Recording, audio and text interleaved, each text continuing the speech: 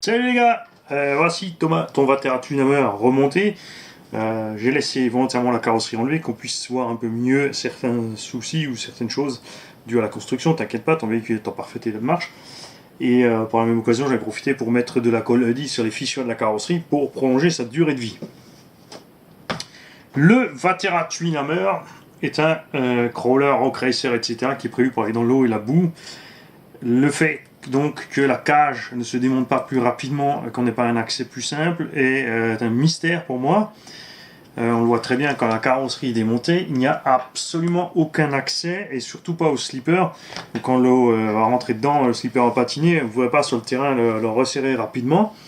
Vous êtes obligé d'enlever toute la cage. Il y a 6-8 vis à enlever pour enlever la cage. D'origine aussi, il est prévu qu'une toute petite batterie de rien du tout. C'est pour ça qu'on a ici un plus gros support pour mettre une batterie normale. Celui-ci roule en lipo. Moi, j'ai vite mis une image parce que c'est la seule que j'ai qui rentre là-dedans. Les suspensions d'origine sont réglées bizarrement pour moi à l'avant. Je vous l'ai montré dans les détails. On a un gros problème sur ce train avant, point de vue conception. En fait, au niveau des angles, on a là, j'ai vraiment gratté tout ce que je peux en débattement maximum. Donc, quand on remonte, en fait, le triangle bute sur la noix de cardan. Avant que le véhicule soit arrivé au sol, il nous reste plus qu'un centimètre avant que ça passe. Donc, on perd du débattement de suspension.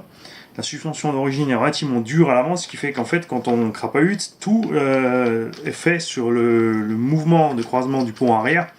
Et en fait, la suspension avant, vous voyez, même avec la batterie à bord, ne se comprime pas alors qu'elle devrait normalement se comprimer.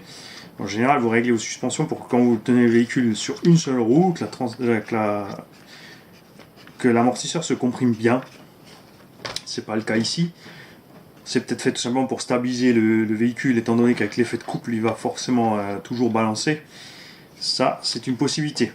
Et l'autre chose, c'est qu'il y a un autre problème de calcul des angles. Regardez, si donc on est en débattement à fond sur la suspension, le cardan est quasiment dehors de la noix.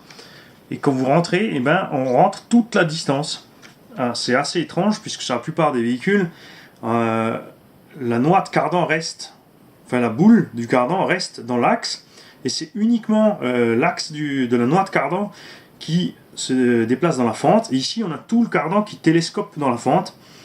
Et c'est dû au fait qu'ils n'ont pas mis assez de distance entre le tirant supérieur et le tirant inférieur.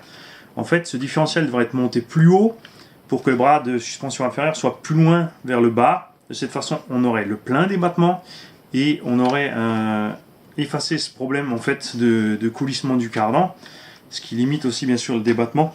C'est vraiment dommage. On aurait aimé avoir, et franchement il y a 2 cm, même si c'est qu'un dixième, c'est quand même un engin pour crapahuter, ça me paraît vraiment louche. Mais il sort tout en fait de l'essieu arrière tout simplement.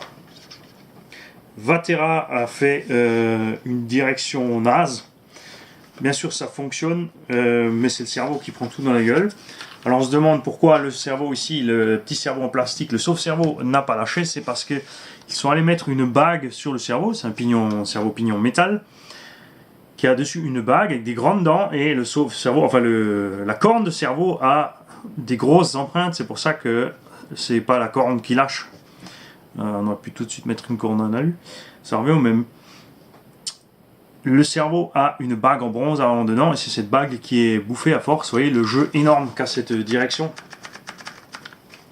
Bien sûr, c'est pas un engin pour aller vite, mais quand même, il y a quand même pas mal de pièces en mouvement et de précision là-dessus. Et quand on voit ça, c'est vraiment dépitant. Enfin, on va dire que Vatera a fait chose de travers à partir du milieu du véhicule.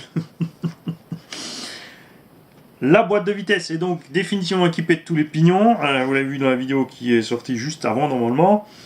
J'ai tout simplement pour l'instant mis une petite vis et un petit réalisant pour maintenir le levier en place sans bloquer en deuxième. Et donc quand tu voudras passer ta radio 3 voies dessus, tu auras juste à mettre ton servo de shift en plus et c'est réglé, tu auras ta boîte de vitesse. Le pont arrière, ils sont allés chercher super compliqué chez Vatera. Vous avez ici un carter qui ne sert à rien, vous le voyez uniquement dedans. Ensuite, il faut enlever le bras de pont gauche, le bras de pont droit, et ensuite séparer le pont en deux après avoir enlevé les tirants supérieurs. Donc il faut tout démonter pour atteindre la pignonnerie à l'intérieur si vous avez un problème avec la pignonnerie. Alors qu'il suffisait tout simplement à l'image de Kyosho sur le Fox de faire un pont en 2 parties ici boulonnées au milieu. Et fin de l'histoire. On déboulonne 4 vis, on sépare le pont, on peut avoir les cardes en main, le diff en main, etc. etc.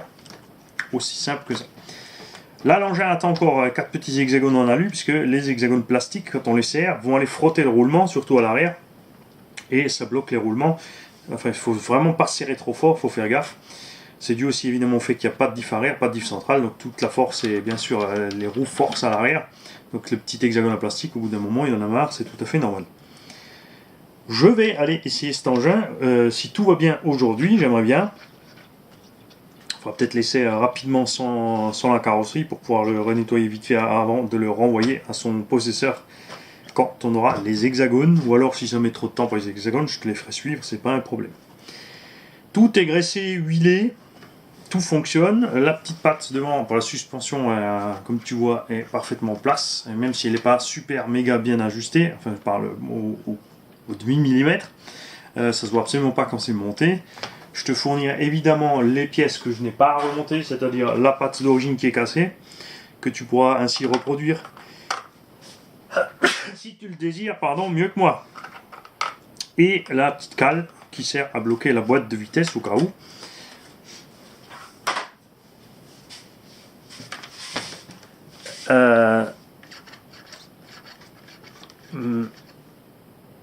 Je sais pas quoi dire de plus, je n'ai jamais conduit ce genre de petits engins de ce style. J'avais un Axial Exocage qui était une catastrophe technique pour les mêmes raisons.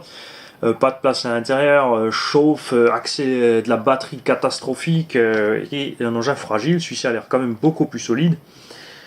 Et je pense que ça va être quand même assez proche à rouler du Yeti XL, tout simplement en version Titi. Si vous avez des informations sur ces engins, n'hésitez pas, balancez en dessous. Je trouve que point de vue technique, forcément, c'est un engin qui coûte cher.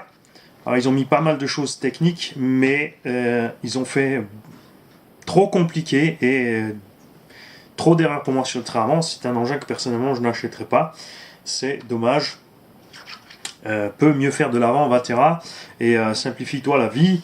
Arrête de nous faire des montages tarabiscotés, comme aussi ce que je vous ai montré, le patin du support de slipper qui doit être monté dans le carter de boîte avant de rassembler la boîte. Et en plus, il ne faut pas oublier de mettre une partie du support moteur entre les deux en sandwich, ce que je n'ai pas fait sur la vidéo.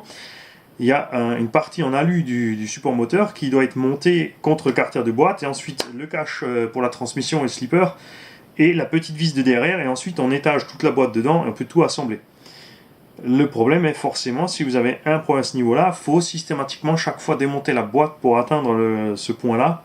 C'est beaucoup trop compliqué, ça aurait pu être fait beaucoup plus simple, un simple bourrelet de plastique plus épais, la vis par devant, comme fait tout le monde. Et non, eux ils sont allés chercher plus compliqué. C'est dommage. N'empêche que c'est sympa, point de vue technique. À voir si c'est aussi sympa en roulant. Alors à tout à l'heure pour les essais. Salut.